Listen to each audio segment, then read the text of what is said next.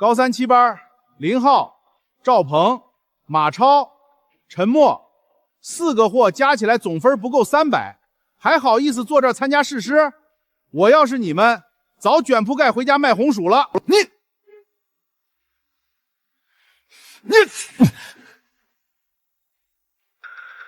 刁主任，我们是来读书的，不是来被你羞辱的。就是，不就是上次模考没考好吗？至于把人往死里踩？哟，还敢顶嘴！我告诉你们，就你们4个烂泥扶不上墙的货，要是能考上本科，我刁德贵3个字倒起来写。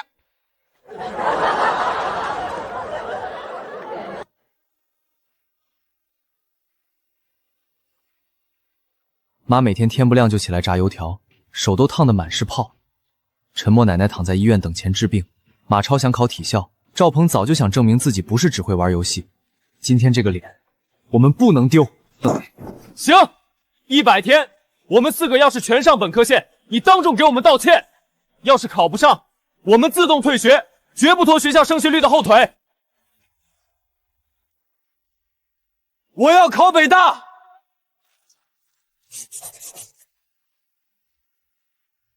赵鹏、马超，好，我倒要看看你们4个废物能翻出什么浪花。从明天起，你们4个的复习资料自己想办法，别占其他同学的名额。刁主任，这不合规定。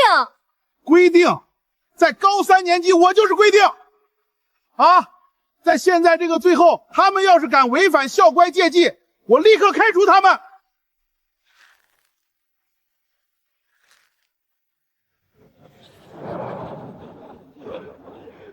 谁都知道刁德贵说到做到，这100天怕是不好过了。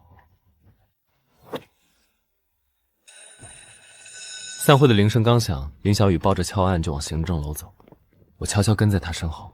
教高3数学的张老师追上来，拽了拽林小雨的胳膊。啊，哎，你等一下啊，我有个事儿要跟你说。小雨，你可别犯傻啊！高3、7班现在就是个烂摊子，刁主任摆明了要把那4个刺儿达逼走，你往上凑不是得罪人吗？张姐，我不觉得他们是刺头。刚才签军令状的时候，4个孩子眼睛都亮着，那是想读书的样子。亮有什么用？基础差成那样，100天能补回来。到时候考不上，升学率的账都算在你头上，你这实习资格还想不想要了？我当初考师范的时候，就想当能帮到学生的老师，总不能看着这几个孩子被活生生撵回家吧。张姐，谢谢你提醒我，但我还是想试试。他敲开校长办公室的门。他是学校管教学的一把手。小林刚开完誓师大会，找我有事儿。王校长，我申请当高3、7班的班主任，带那4个签了军令状的学生冲高考。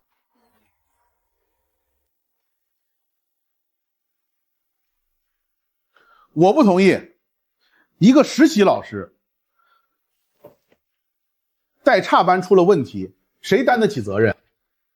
小林老师，年轻人有冲劲儿是好事，但别异想天开。那4个是扶不起的阿斗，你白费功夫不说，到时候影响了整个年级的升学率，你负得起责吗？我负责。要是他们4个没考上本科，我实习结束，自动离职，1分钱工资都不要。你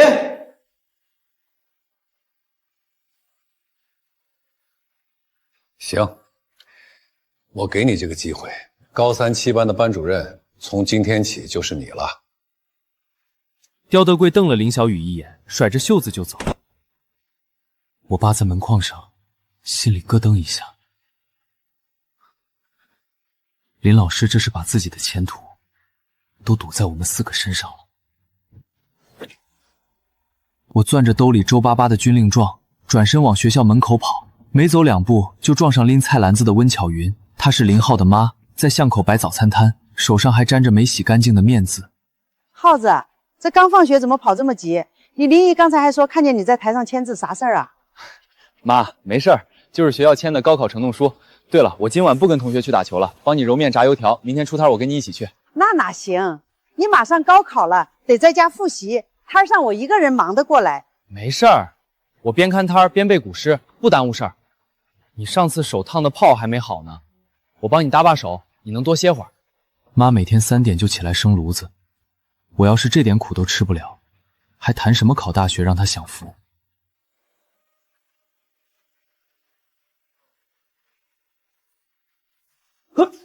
还知道回来？我问你，今天学校开誓师大会，老师是不是说要劝退你？你是不是又跟老师顶嘴了？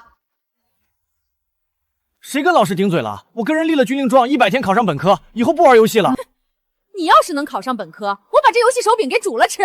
整天就知道抱着个破游戏机，我看你这辈子也就这样了。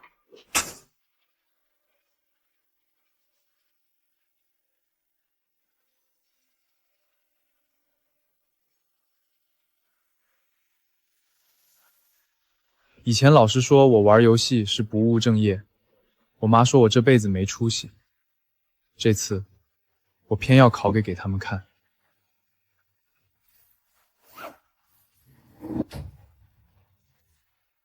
我靠在楼道墙上，刚摸出手机想给马超和陈默发消息，就看见陈默背着书包从医院方向走过来，手里攥着个皱巴巴的馒头，边走边背英语单词。我正想喊他，口袋里的手机突然震了。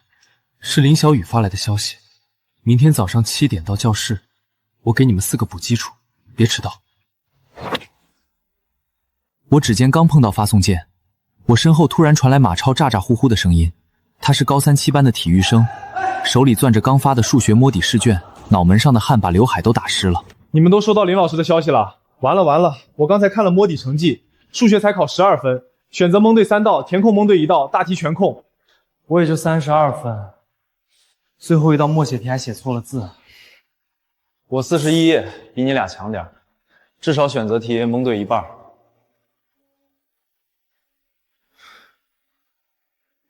我伸手掏了掏书包，把自己的卷子抽出来，37分的红笔印子刺得眼睛疼。陈默呢？往常他不都是最早到的？我刚要说话，手机突然震了，是陈默打过来的。喂，我今晚过不去了，我奶奶刚才咳血，医生让留院观察，我得在医院陪她。陶婆婆是陈默的奶奶，从小把她拉扯大，前几年查出来肺气肿，一直在家养着。需要我们过去搭把手不？陪护床我们给你带过去。不用，我已经借到折叠椅了，你们先去听林老师讲课，笔记帮我抄1份就行，我在医院也能刷题。挂了电话，我们3个攥着卷子往教室走。刚到楼梯口就撞上刁德贵，他手里拿着全年级的成绩单，脸上的笑快溢出来了。哟，这不是签军令状的3位大才子吗？我刚看了摸底成绩，加起来都不够上本科线的，还搁这装用功呢。马超攥紧了拳头，刚要上前就被林浩拽住了。我要是你们啊，现在收拾东西回家还来得及，别在这儿浪费学校资源，影响别的同学学习。他说完甩着成绩单就走，皮鞋踩在楼梯上发出咚咚的响。这老东西也太欺负人了，不就是一次摸底考吗？我下次肯定考及格。林小雨抱着一摞复习资料站在教室门口，刚才的话他全听见了。一次考差不算什么，我当年第1次模考数学还考23分呢。走，咱们进去讲题，我就不信咱们追不上。我攥着卷子的手紧了紧，我抬头看见教室黑板上写着4个大字：百日冲刺。红粉笔的颜色亮得晃眼。陈默坐在医院走廊的折叠椅上，就着头顶的感应灯刷数学题。陶婆婆躺在病房里，手里还攥着没绣完的红背心，上面的旗开得胜4个字已经绣了一半。这次是我没考好，下次我一定把分追回来。奶奶还等着我考医科大学给她治病呢。我刚要跟着林小雨进教室，就看见张姐抱着一摞课表往办公室走，嘴里还念叨着高3的自习调整。张姐，等一下，我们班这周的自习课表怎么还没发？哦，你还不知道啊？刁主任刚批的调整，高3、7班的最后2节自习全分给重点班答疑用了。凭啥呀？那我们的复习时间咋办？林小雨把手里的复习资料塞给我，转身就往主任办公室走。我抱着资料站在原地，和林浩他们对视了一眼，也赶紧跟了上去。刁德贵正坐在办公室里喝茶，看见我们进来，把茶杯往桌上一蹲。林老师带他们来干啥？又要替这几个废物求情？刁主任，我听说你把7班的自习课都划给重点班了，这不合规定吧？规定？什么规定？升学率就是最大的规定。重点班的学生能上1本，他们能吗？把时间给有用的人，那才叫不浪费资源。我们怎么就没用了？我们也在努力学啊！努力考个30多分。我告诉你们，别在这瞎耽误功夫，要么收拾东西回家，要么就上课老老实实坐那儿，别影响别的班。他们4个签了军令状，说100天要上本科线，我信他们能做到。自习课必须还给7班，不然我现在就去找校长说。这新来的实习老师还敢跟我叫板？行啊，我看你们能折腾出什么花样。行啊，要自习课是吧？下周月考，他们4个要是总分能加起来过200分，我就把课还给你。要是达不到，不仅自习课没有，你们4个直接收拾东西退学，别在这拖学校后腿。一言为定。我攥着资料的手汗都出来了。200分就200分，老子就算天天不睡觉，也把分考够。林小雨看着我们，眼睛亮得很。别怕，有我呢，咱们一起拼。我低头看了眼手里皱巴巴的卷子，红笔写的37分，此刻格外刺眼。不就是200分吗？拼100天，我就不信我们赢不了。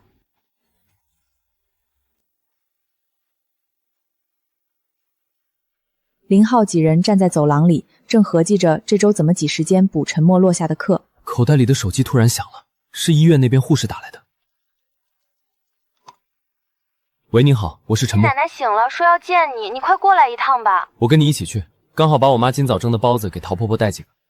我们俩攥着刚抄好的笔记往医院跑。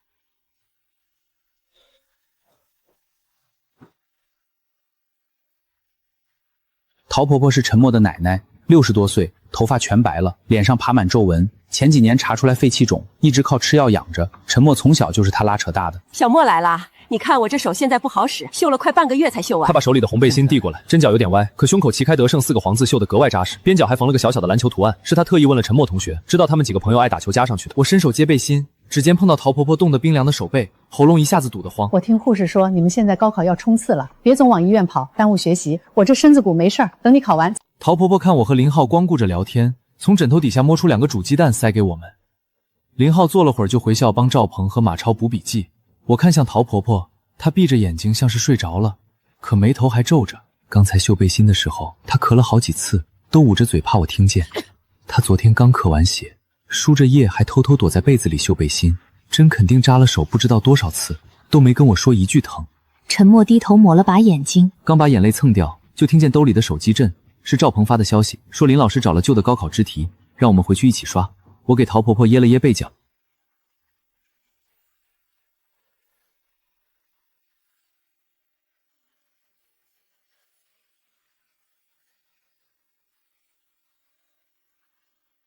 我坐在医院走廊的长椅上，刚把第3个英语单词背熟，赵鹏的电话就打了过来。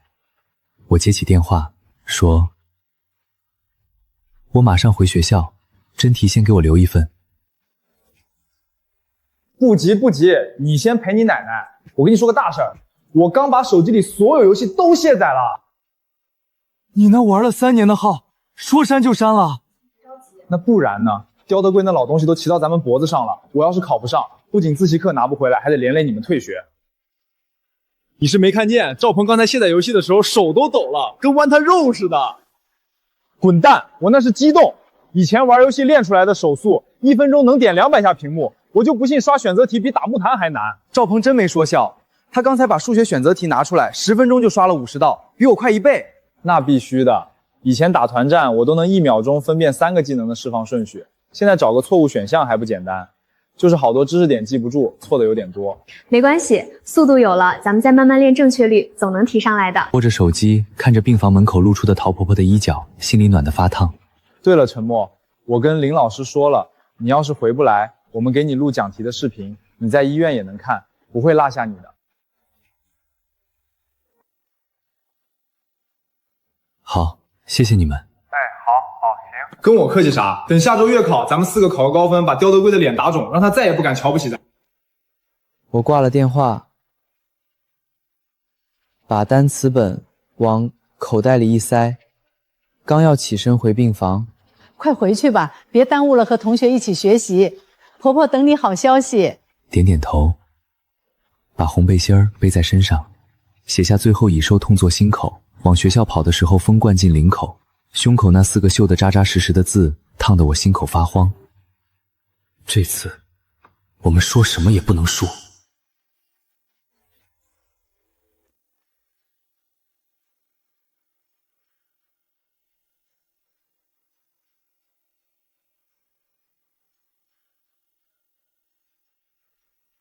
你蹲这儿念经呢？你可算回来了，我正背单词呢。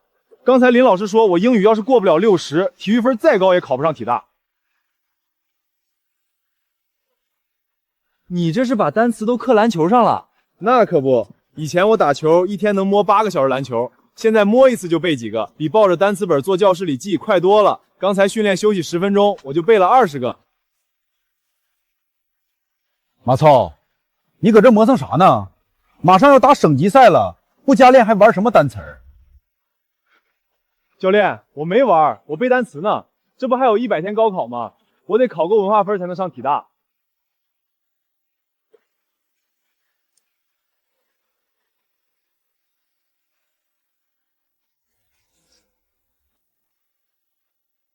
行啊，你小子，以前让你背个战术都记不住，现在能把单词写篮球上了。那以前不是不懂事儿吗？现在我跟林浩他们约好了，都得考上本科，不能让刁主任看不起我们7班的人。哎，行，有出息。以后训练间隙给你留15分钟背单词，但是训练量一点不能减，听见没？听见了，谢谢教练，我肯定2头都不耽误。你看这个球，这是什么 ？basketball。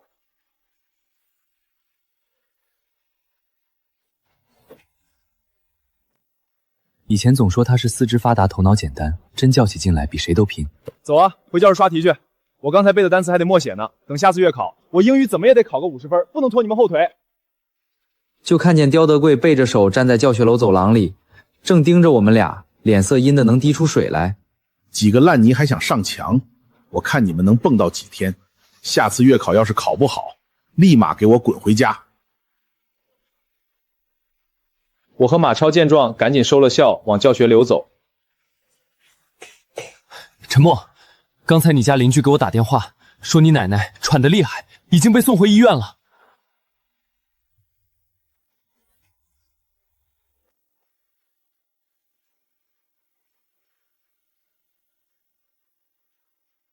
我陪你去，有啥事随时搭把手。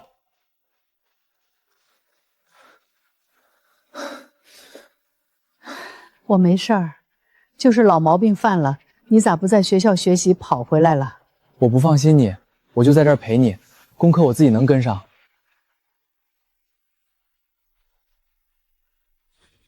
我正算着数学题，一个穿护士服的小姑娘走了过来，胸口别着的胸牌写着许萌，是这层的护士小许。同学，这里晚上会冷。你蹲这儿写多久了？这灯一会儿亮一会儿暗的，伤眼睛。没事儿，我陪床呢，怕在屋里开灯吵着我奶奶。我办公室没人，桌子空着，还有台灯，你去那儿写吧，有事我喊你。这不太方便吧？会不会打扰你工作？有啥不方便的？我去年才考完护士证，知道熬夜背书的苦。你快跟我来，别耽误学习。你就在这儿写，水不够了自己倒。你奶奶那边我帮你盯着，有事我叫你。暖光落在字上，连题目都比平时顺眼了几分，连素不相识的人都愿意帮我们。我们4个要是考不上，真对不起所有人的好意。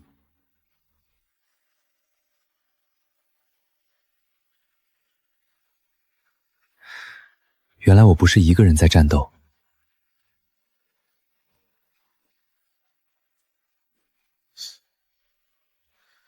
装模作样有什么用？要是在走廊蹲一晚上就能考上本科，我这个年级主任早就不用当了。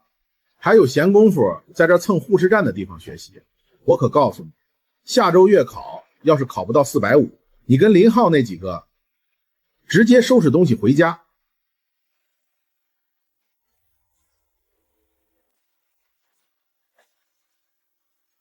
你这人怎么说话呢？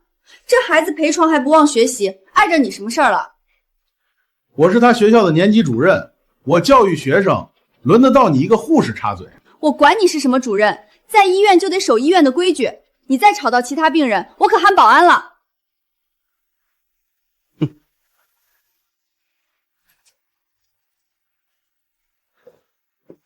谢谢你啊，许护士。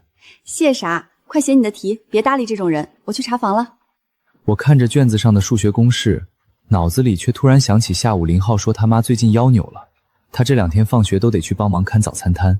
等明天陶婆婆情况稳点，我早点回学校，顺便给林浩带份我整理的古诗词重点，他天天在摊上背，肯定需要。我在摊上忙，晚点再说。顾飞从医院出来，站在门口发了会儿愣，风一吹，他裹紧了外套，转身往公交车站的方向走。路过巷口的时候，他看到了林浩家的早餐摊。来，拿着。妈，我不饿，你刚腰扭了，别站着，快坐会儿。我没事儿，你背你的，这包子是给你装的，回去当宵夜。背那么久书，肯定饿了。我真不用，你留着明天卖呗，我回家吃点剩菜就行。让你拿着你就拿着，妈还能亏着你？刚才我听你背了快1小时了，嘴都干了，我再给你倒杯热豆浆。哟，这不是咱们大名鼎鼎的林浩吗？不在教室里好好学习，在这儿卖包子呢。就这还想考本科？我看你以后也就卖包子的命。就你家这破包子铺，还想供他上大学啊？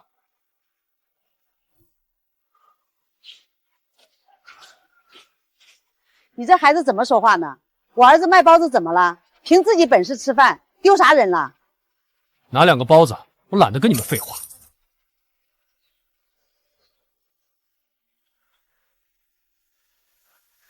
长风破浪会有时，长风破浪会有时，直挂云帆济沧海。衔远山，吞长江。我就不信了，下周月考，我必须考出个样子来，谁也别想看不起我们7班的人。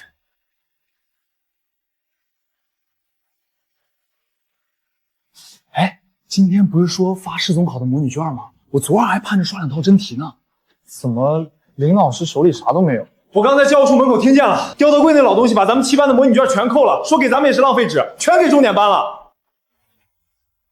我去找他要去，凭什么别的班都有，就我们没有？别去了，我刚才已经跟刁主任吵过一架了，他说咱们班基础差，做统考卷也是打击信心，就是不肯给。什么狗屁基础差，他就是故意卡我们，不想让我们考出好成绩，怕打他的脸。我就是不给又怎么样？你们几个要是能把基础题做明白就不错了，还想碰统考卷，别糟蹋了教育局印的卷子。你不给我们卷子，我们怎么备考？想考大学啊？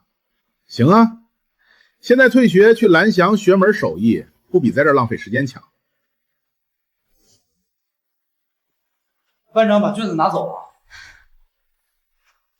你们别着急，我昨天就料到他会来这一手，早就找以前的师姐要了电子版的卷子，我昨晚已经校对完了，咱们自己印。真的，林老师你太牛了！我这就去搬打印机。上次我帮后勤老师修东西，知道储物线有个旧打印机能用，我去拿A4纸，我跟打印社张阿姨熟，她肯定愿意给我们。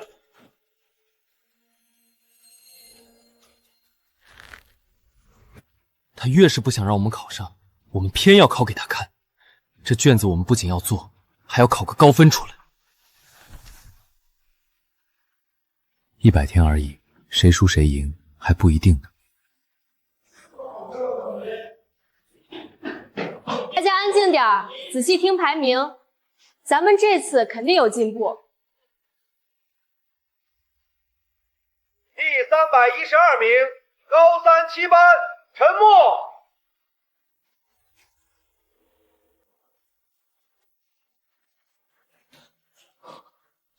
我靠，陈默，你上次还500多名呢，这直接算了挂200名啊！陈默，哇！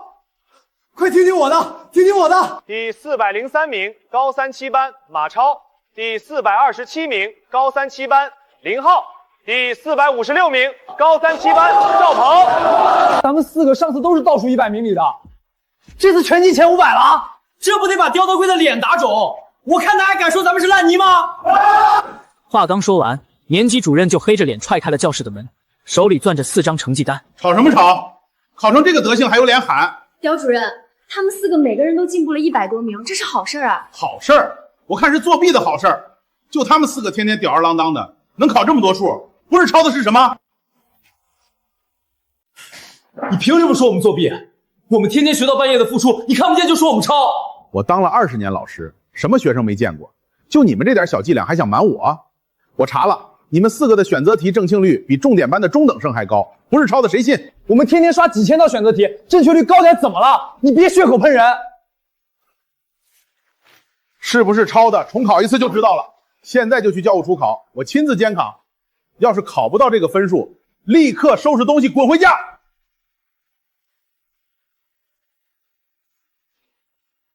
考就考，我们光明正大拼出来的成绩，不怕你查。走，现在就去考。要是我们能考出一样的分数，你得给我们道歉。道歉？你们要是真能考到，我把这4张卷子吃了都行。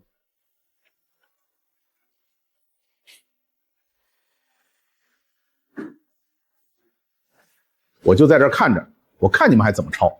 我拿起笔就开始写，这些题型我们这半个月刷了不下10遍，几乎没怎么停顿就答完了。刁主任，你慢慢改，我敢保证分数只高不低。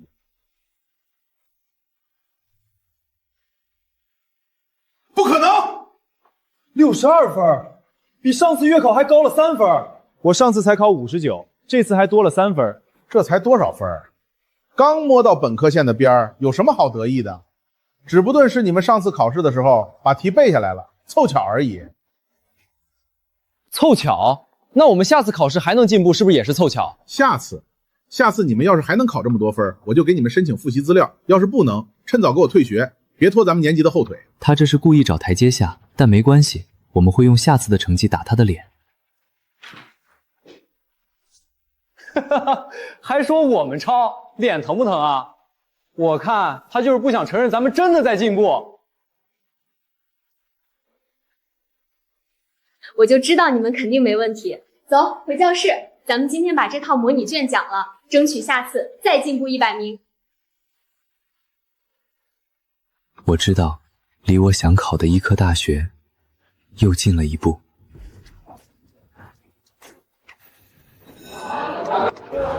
哎，那是什么东西？咱们要不然整个暗号，以后谁要是没信心了，就喊一句“指定能行”，大家互相打气。啊，这个好！以后谁敢说我们考不上，我们就冲他喊“指定能行”，吓死他！你妈也太逗了吧！浩浩，我给你炖了排骨汤，还有你爱吃的玉米，你趁热吃。对了，我刚才听巷子里的大姐说，纸内裤考试能考好，特意给你和你3个朋友都买了，你们都试试，不合身我再去换。谢谢阿姨，我们肯定穿，到时候都考上本科，给你长脸。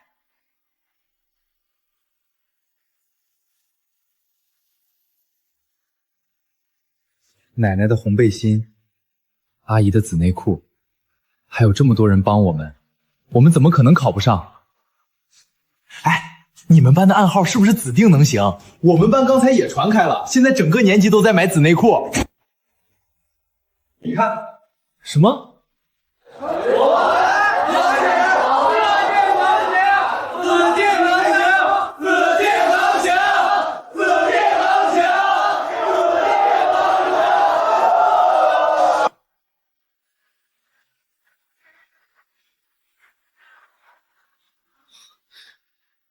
浩哥，你没事吧？脸怎么这么白？没事，昨晚刷题刷到2点，有点困而已。你也太拼了，再这么熬下去，身体扛得住啊？没事儿，我妈每天都给我炖排骨汤，补得很。对了，明天周6我要帮我妈出摊儿，你们要是有不会的题，直接去早餐摊找我就行。心里有点发紧，他这几天都是最早到教室最晚走，回家还要帮阿姨收摊，铁打的人也扛不住啊。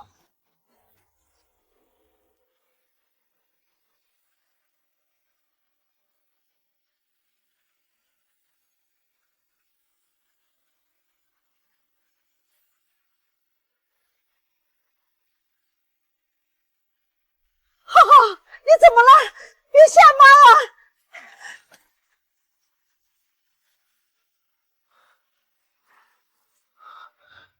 妈，我没事，就是有点晕，歇2分钟就好。什么叫没事儿？你这几天天天熬到2、3点，早上5点又起来帮我出摊，你当自己是铁人啊？考大学重要，你的命就不重要了？妈，我不累，还有80多天就高考了，我得再冲一把，不然怎么对得起你天天起早贪黑卖早餐？我得再冲一把，不然怎么对得起你天天起早贪黑卖早餐？我不用你对得起我，我就想你平平安安的，哪怕考不上也没关系，妈养你一辈子都行。巧云，你也别着急，巧云说的对，小伙子可不能这么熬，身体是本钱，要是累垮了，考试都没法去，那才得不偿失呢。快趁热喝了。我们4个最近都熬得很，是得调整下作息了，不然还没等上考场，先把自己熬垮了。老天，浩哥，你这是咋了？不会是累倒了吧？都跟你说别熬那么狠，你不听，这下好了吧？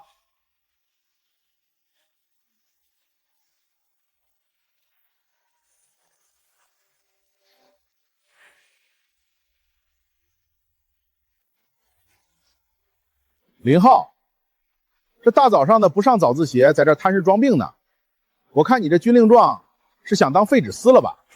刁主任，你怎么说话呢？我儿子熬了好几天夜复习，累得头晕。什么叫装病？累？谁高考不累？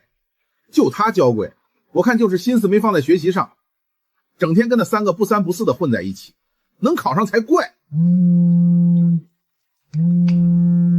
喂，我赶紧走到一边接电话，心脏砰砰直跳。陈默，你奶奶手术成功了，刚才推出来的，麻药还没醒，医生说后续恢复的好，就能正常走路了。我脑子嗡的一声，眼泪瞬间就下来了，话都说不利索。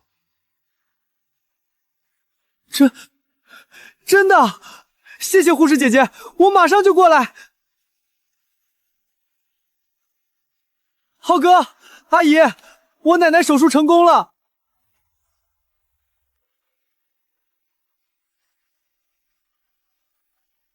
真的，太好了，我跟你一起去医院。太好了啊！太好了，好，我没事了。陈默，你这下可以放心复习了。啊！走走走，咱们一起去看婆婆。我上周还说要给她带我妈做的酱牛肉呢。这几个小兔崽子怎么运气这么好？陈默奶奶要是没事了，这小子怕是更有劲头学了。快拿着，去医院路上吃。你奶奶醒了，肯定也饿，我一会儿炖个鸡汤给你们送过去。我接过热乎的包子，指尖烫得发红，心里却暖得发烫。谢谢阿姨，那我们先过去了。我们4个转身就往医院跑。风刮过耳边，我摸了摸口袋里陶婆婆绣的红背心，脚步越跑越快。奶奶没事了，接下来我什么顾虑都没有了。剩下的70多天，我拼了命也要考上医科大学，以后再也不让她受病痛的苦。自定能行。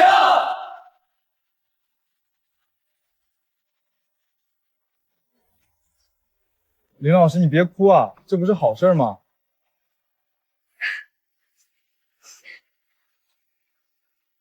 我高兴，我就知道你们不是别人说的废物，你们比谁都棒。围在这儿吵什么？3模成绩出来了就不知道回去学习？我看你们就是飘了，这点分就沾沾自喜，高考能考上才怪。主任，林浩他们4个3模全部过了本科线，之前的军令状他们做到了。这几个小兔崽子还真让他们撞上大运了，他们几个能有这本事？我看这事儿没那么简单，不会是找了什么高手帮忙吧？考上了！我看着远处透过窗户照进来的阳光，心里亮堂堂的。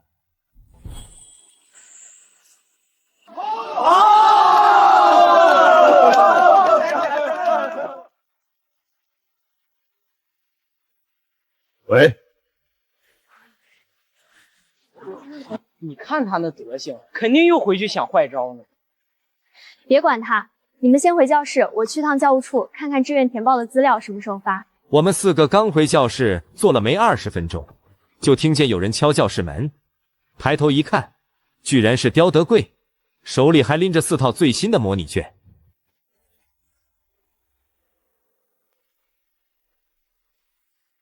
都看着我干什么？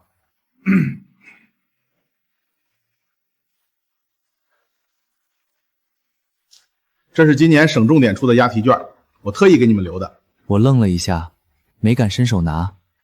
赵鹏和马操也你看我，我看你，都没说话。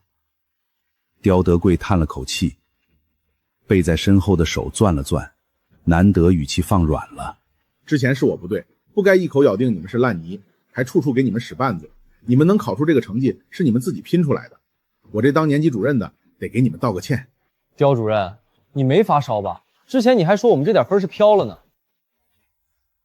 刚才校长给我打的电话，把你们这3个多月的考情、重考的卷子都摆我桌上，我才知道你们天天学到后半夜。陈默在医院走廊做题，林浩边卖早餐边背书，是我老糊涂了。在这当了20年主任，头一次看插班学生能拼到这份上。之前是我太看重升学率，把孩子们的努力都抹杀了。同学们，最后这几天辛苦大家了。怎么了这是？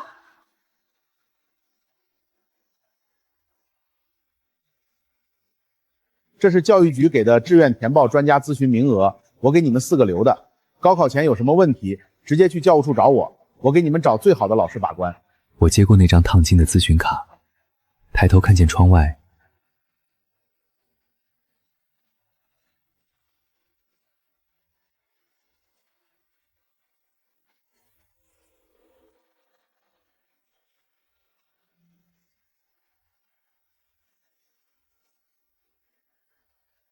今天是高考前最后一课，不讲卷子不押题，就跟大家说2句掏心窝子的。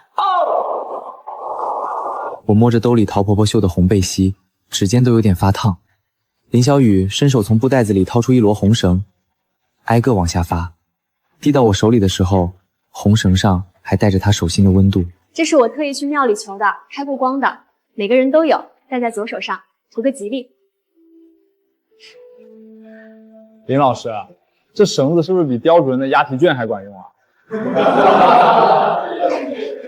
小雨，你看我帅不帅？就你贫。不过我跟你们说，考试的时候别紧张，把会做的题都答对，不会的蒙上也别空着，就跟你们平时刷题一样，正常发挥就赢了。林老师，我要是考试的时候突然忘了单词咋整啊？忘了就先往下做，做完别的再回头想，实在想不出来也没关系，你体育分都够过线了，文化科咱3模都超了20分，怕啥？林老师，要是我们真都考上了，第一个给你报喜。林小雨眼睛又红了，摆了摆手说：“我等着你们的喜报。对了，考完试咱们全班去海边团建，我请客，想吃啥随便点。”我要去吃海鲜大餐，我要吃帝王蟹，我要吃大龙虾。马超也去，马超也去。我摸着腕上的红绳，心里暖乎乎的。100天前谁都觉得我们考不上，现在连风里都飘着要赢的味道。最后再跟大家说一句，你们的人生才刚开始，没有什么烂泥，只有还没来得及发光的金子。高考加油，7班必胜，7班必胜，7班必胜，7班必胜。我看着窗外的阳光落在每个人脸上，突然觉得，不管最后结果怎么样，这100天拼过的日子，这辈子都值了。我攥着腕上的红绳走出校门的时候，高考第1天的太阳正晒得人暖洋洋的，校门口围满了送考的家长，人声鼎沸。我一眼就看见温乔妈妈扎着洗得发白的蓝布围裙，面前摆着个冒着热气的早餐车，旁边立着个硬纸板，上面用红笔写着豆浆包子管够。妈，你咋来这儿摆摊了？不是说在家等我吗？我想着你们考试费脑子，出来给你们送点热乎的，别的考生要是没吃早饭也能垫垫。阿姨，您这包子比我妈做的还香，我刚才写作文的时候都想着您这一口呢。阿姨，您太贴心了，我刚才跑着进考场，还在后悔没买您的豆浆，这不就送到跟前了？阿姨，谢谢您。我奶奶昨天还说等考完了，请您和林老师去家里吃饭呢。客气啥？你们这几个孩子这100天受的苦我都看在眼里，只要你们能顺顺利利考完，我天天来送包子都行。阿姨，谢谢您，我今天起晚了没吃早饭，正饿着呢。慢点吃，别噎着，考试好好发挥啊。我妈每天3点就起来蒸包子，今天为了来考场，肯定2点多就起了。等成绩出来，我第一个告诉她。温大姐，你可真是心善啊！应该的，应该的。哥几个，上午题都答得咋样？我感觉我最后一道数学大题都写对了。那必须的，咱练了3个月的题，还能考砸了。我摸着兜里陶婆婆绣的红背心，又看了看笑得眼睛都眯起来的温巧云，心里踏实得很。走，下午还有一场，考完咱们先去医院看陈默奶奶，她还等着咱们给她报喜呢。乾坤未定，你我皆是黑马。愿你6月出征，8月凯旋，9月踏入理想的门。